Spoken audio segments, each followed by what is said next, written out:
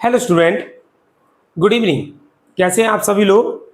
आज से हम क्लास 11th बायोलॉजी का फर्स्ट चैप्टर स्टार्ट कर रहे हैं जिसका नाम है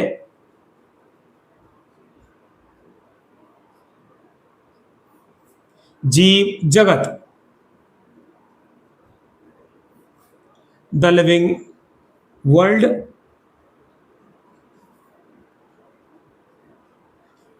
इस चैप्टर को स्टार्ट करें उससे पहले कि आपने बायोलॉजी सब्जेक्ट ली है तो सबसे पहले आपको बायोलॉजी शब्द के बारे में आना जरूरी है।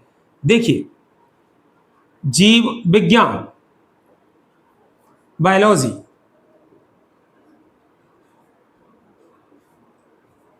विज्ञान की वह शाखा जिसके अंतर्गत जीव जंतु पेड़ पौधों का अध्ययन किया जाता है। विज्ञान की ऐसी शाखा जीव विज्ञान यानी बायोलॉजी कहलाती है। पेड़ पौधों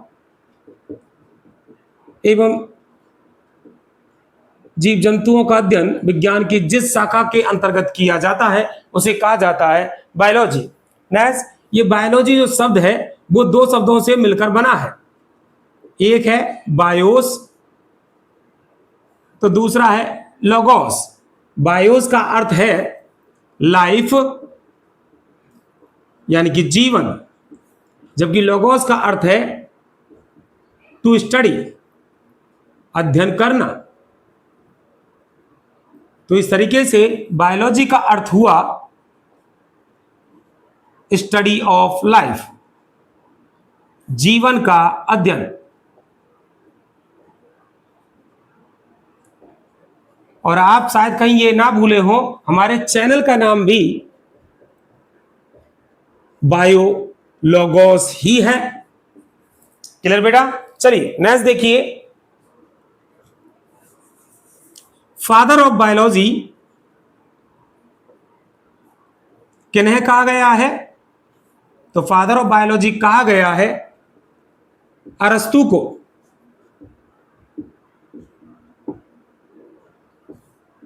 नेक्स्ट, इसके अलावा अरस्तु को ही फादर ऑफ जूलॉजी कहा गया है। साथ ही इन्हें फादर ऑफ टैक्सोनॉमी भी कहा गया है। शायद आप इससे कंफ्यूज ना हो कि फादर ऑफ टैक्सोनॉमी आपने पढ़ा होगा कि कैरोलस लिनियस को कहा गया है। उस चीज को भी हम क्लियर करेंगे इसी चैप्टर के आज के क्लास के अंदर। लेकिन अभी आपको जानना है कि फादर ऑफ टैक्सोनॉमी किसे कहा गया है? अरस्तु को कहा गया है। नेक्स्ट जरा देखिए कि बायोलॉजी शब्द, जीव विज्ञान जो शब्द है वो दिया गया है दो वैज्ञानिक, एक है लेमार्क तो दूसरे वैज्ञानिक हैं जिनका नाम है ट्रेवी रेनस। 1802 में इन्होंने जीव विज्ञान शब्द दिया। उसके बाद जरा देखिए कि बायोलॉजी को दो ब्रांचों में बांटा गया है। पहली ब्रांच का नाम है जूलॉजी, जंतु विज्ञान।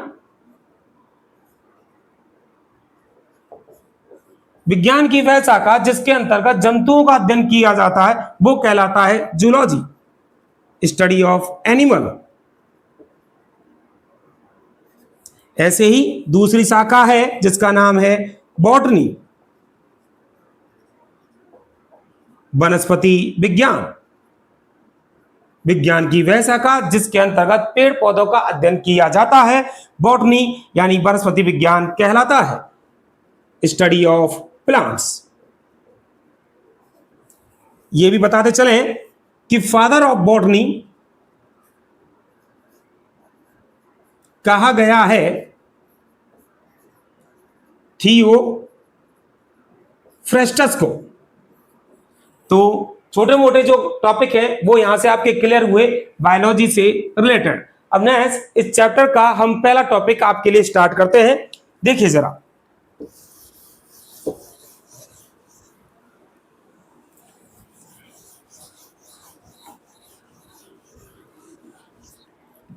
इस चैप्टर का जो पहला टॉपिक है उसका नाम है जीव जगत में विविधता या जैव विविधता, बायो डाइवर्सिटी। देखिए बेटा, जीवों में पाए जाने वाली, जीवों में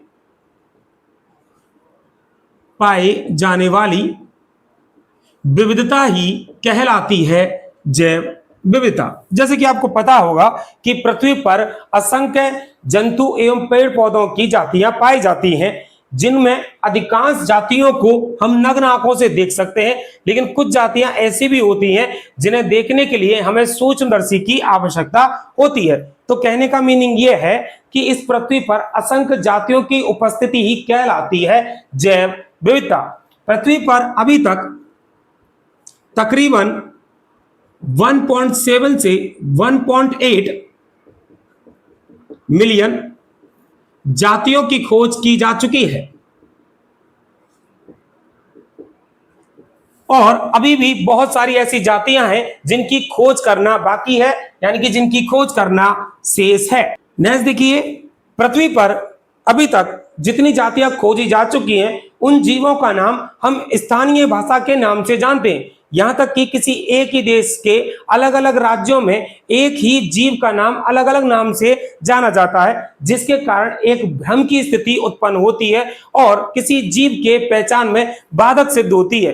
तो इसलिए हमें किसी एक ऐसी विधि की आवश्यकता है जिसके द्वारा एक जीव का एक नाम पूरे विश्व स्तर पर स्वीकार किया जा सके। यानी अगर हमें किसी जीव की पहचान करनी है तो हमें उसे एक ऐसा नाम देना होगा जिसे विश्व स्तर पर स्वीकार किया जा सके, यानी कि उसके लिए एक नामकरण करना जरूरी है। साथ ही साथ इतने सारे जो जीव जंतुओं की खोज हुई है उनको अलग अलग अध्ययन करना थोड़ा मुश्किल है, यानी आसान कार्य नहीं है। इसलिए जीवों का वर्गीकरण भी किया जाना जरूरी है। और इसके साथ साथ जितने जीव जंतुओं की खोज हो चुकी है उनमें आपसी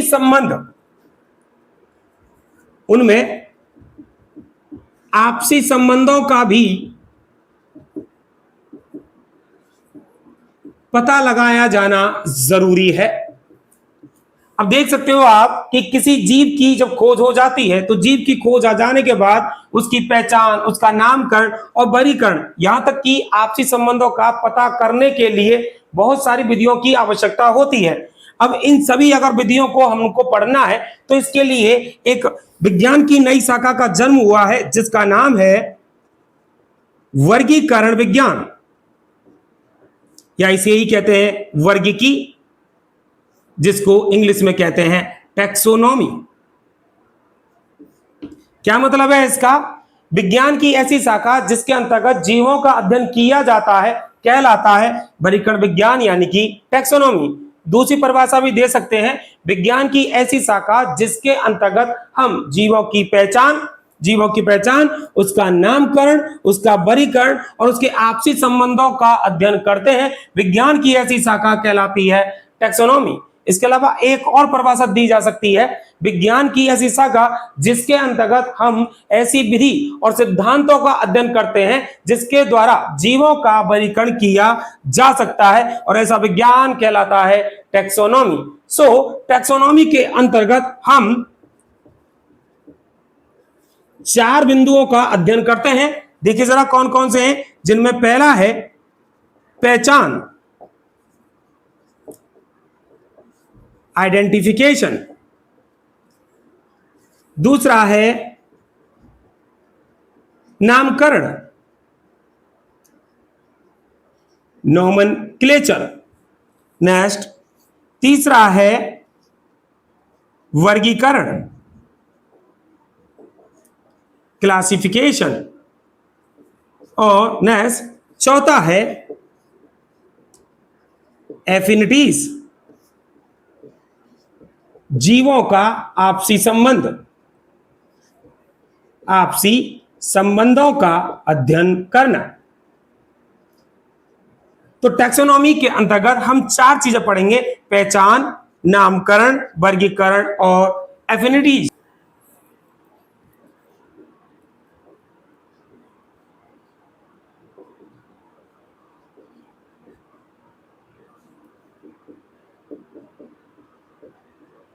तो जैसा कि आपको बताया गया, टैक्सोनॉमी के अंतर्गत हम 4 बिंदुओं का अध्ययन करेंगे, जिसमें पहला है आइडेंटिफिकेशन, पहचान। दूसरा टॉपिक करेंगे जिसका नाम है नोमेनक्लेचर, नामकरण। नेक्स्ट तीसरा टॉपिक करेंगे जिसका नाम है क्लासिफिकेशन, वर्गीकरण। और चौथा टॉपिक करेंगे जिसका नाम है एफिनिटीज, जीवों का आपसी संबंध। चलिए पहला टॉपिक करना स्टार्ट करते हैं, जिसका नाम है पहचान, आइडेंटिफिकेशन। देखिए बेटा, जब भी किसी जीव की खोज होती है तो उसके लाक्षणिक गुणों का सही वर्णन करना जरूरी है, तभी उस जीव का सही नामकरण और सही वर्गीकरण किया जा सकता है। तो इसलिए उसकी सबसे पहले पहचान करना जरूरी है। जैसे अगर किसी पौधे की खोज हुई है तो उसके जड़, तना, पत्ती, पुष्प, फल, बीज का अध्ययन करना जरूरी है, यानी उसे पहचानना जरूरी है, तभी उसका नामकरण और वर्गीकरण किया जा सकता है। यह है पहचान। नेक्स्ट दूसरा जो टॉपिक है उसका नाम है नामकरण। बेटा इस चैप्टर का ये बेहद इंपॉर्टेंट टॉपिक है, नामकरण, नोमेनक्लेचर। तो इसलिए इसे थोड़े अच्छे तरीके से आप समझना। सुनिए बेटा, देखो जब भी किसी जीव की खोज हो जाती है तो खोज हो जाने के बाद अलग अलग देश में, अलग अलग राज्यों में उसे स्थानीय नाम से जाना जाता है, जिसके कारण भ्रम जैसी स्थिति उत्पन्न होती है। इसी कारण उसे एक वैज्ञानिक नाम दिया जाना आवश्यक है, जिसे विश्व स्तर पर उसे स्वीकार किया जा सके, ताकि उसे पहचानने में कोई प्रॉब्लम ना आए। इसी प्रक्रिया को कहा जाता है नाम पद्धति या नामकरण। इसीलिए वैज्ञानिकों ने पादपों के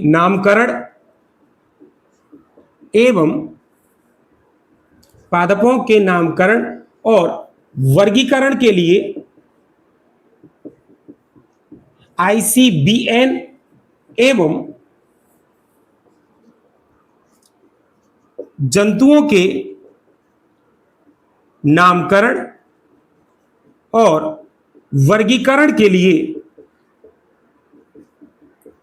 ICZN नामक समितियां बनाई।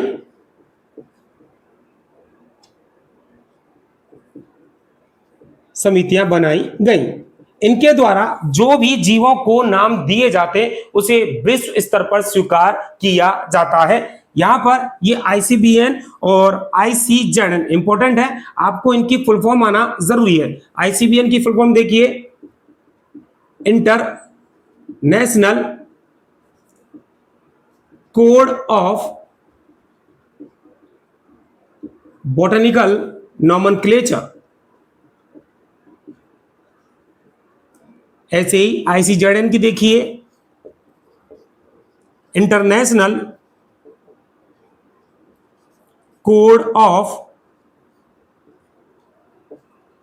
Zoological nomenclature.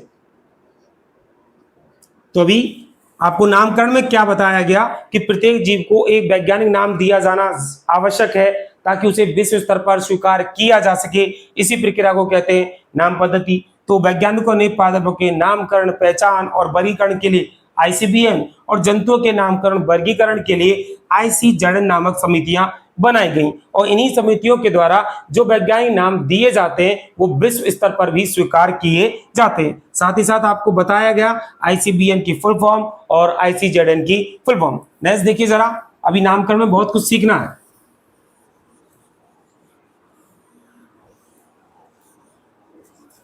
देखिए वर्गीकरण के लिए और नामकरण के लिए एक पद्धति दी गई है,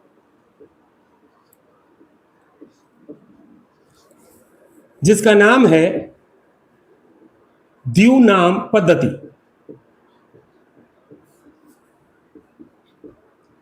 बाइनोमियल नोमेनक्लेचर।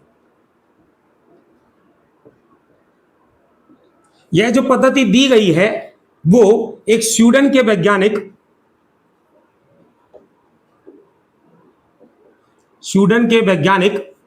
कैरोलस लीनियस के द्वारा दी गई है। इस पद्धति के अंतर्गत प्रत्येक जीव को दो नाम दिए जाते हैं, जिनमें एक नाम होता है वंश नाम, तो दूसरा नाम होता है जाति नाम।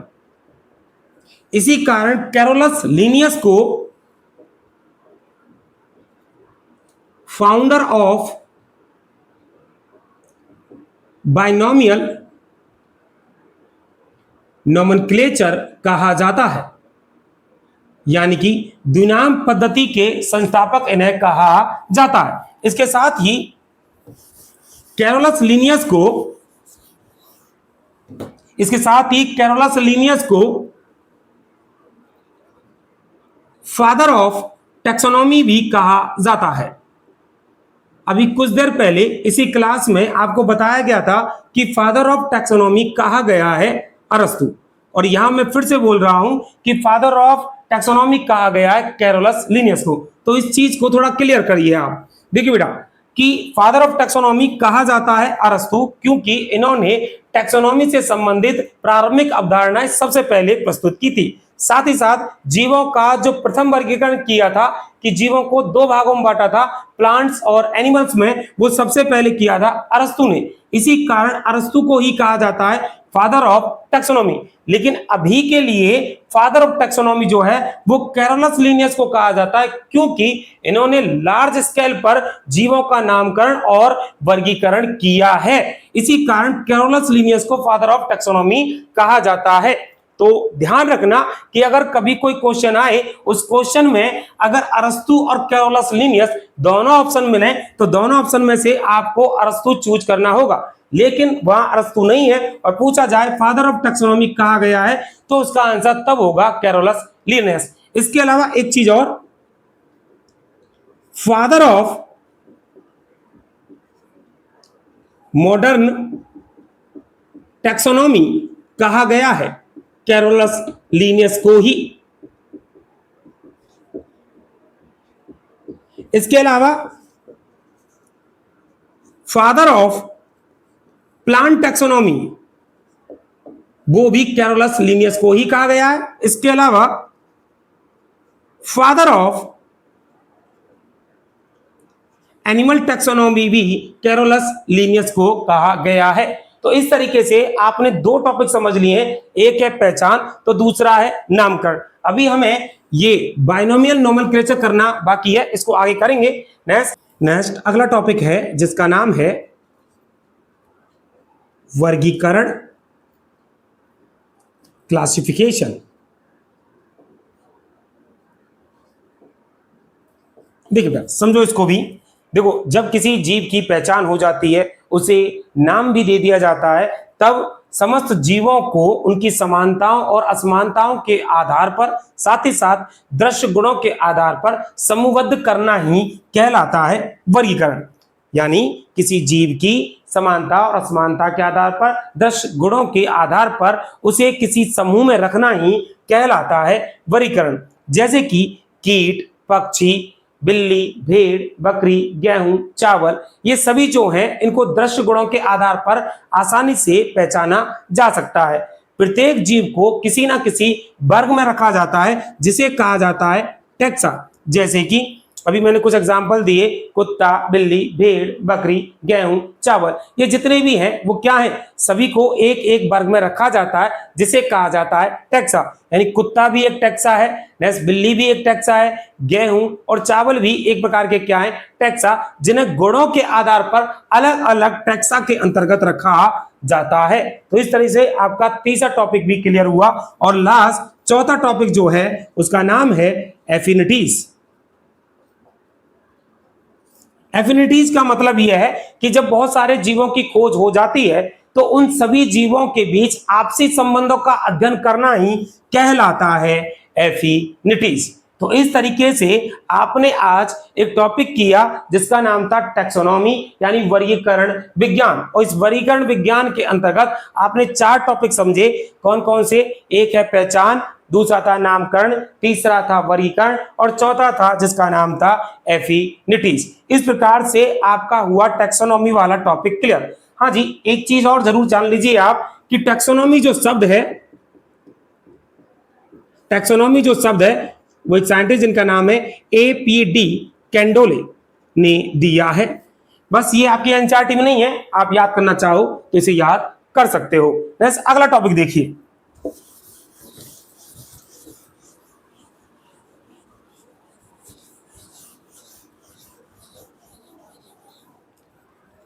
अगला टॉपिक है जिसका नाम है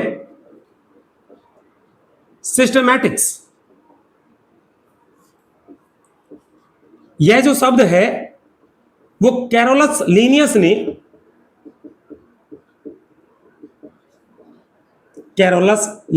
ने टैक्सोनॉमी के स्थान पर दिया है। बस शायद कैरोलस लीनियस को टैक्सोनॉमी शब्द अच्छा नहीं लगा होगा, इसलिए एक नया शब्द दिया जिसका नाम है सिस्टमैटिक्स। इस शब्द की उत्पत्ति लैटिन भाषा के एक शब्द जिसका नाम है सिस्टेमा से हुई है, जिसका अर्थ है जीवों की नियमित व्यवस्था।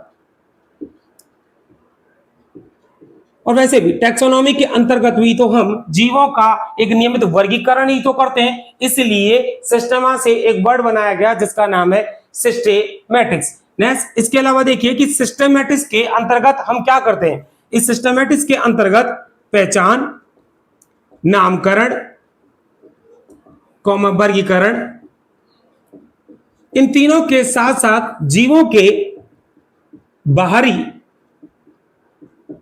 आकार की लक्षणों का अध्ययन किया जाता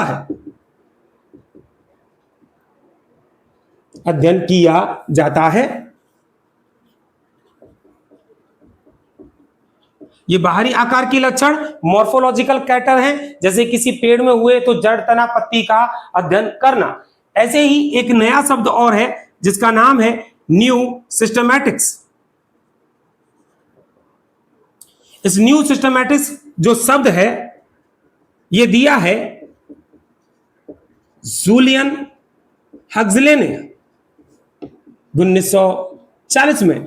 इस न्यू सिस्टमैटिक्स के अंतर्गत बाहरी आकार की लक्षणों के साथ साथ बाहरी आकार की लक्षणों के साथ साथ आंतरिक लक्षणों का भी अध्ययन किया जाता है। आंतरिक यानी कि इनमें मॉर्फोलॉजिकल कैरेक्टर और एनाटॉमिकल कैरेक्टर दोनों का ही अध्ययन किया जाता है, और इसके साथ साथ सजीवों के आपसी संबंधों का भी अध्ययन किया जाता है, जो कि अभी कुछ देर पहले बताया गया था, जिसे कहते हैं एफिनिटीज। तो इस तरीके से आज आपके टॉपिक हुए। कौन कौन से आपको टॉपिक मैंने आज करवाए हैं। पहला टॉपिक स्टार्ट किया था जिसका नाम है जैव विविधता। उसके बाद एक टॉपिक करवाना शुरू किया जिसका नाम था टैक्सोनॉमी। नेक्स्ट उसके बाद मैंने आपको करवाया सिस्टमैटिक्स। फिर नेक्स्ट लास्ट आपको टॉपिक करवाया जिसका नाम है न्यू सिस्टमैटिक्स। नेक्स्ट अगला जो टॉपिक हम करने वाले हैं, जो कि नेक्स्ट अगली क्लास में करेंगे, उसका नाम है बाइनोमियल नोमेनक्लेचर, द्विनाम पद्धति। जैसे कि आपको बता दिया गया है, ये जो पद्धति है वो कैरोलस लीनियस ने दी है। कल इस पद्धति के अंतर्गत जितने भी नियम दिए गए हैं, ICBN और ICZN के नियम, तो कल हम उन चीजों को करेंगे। Thank you.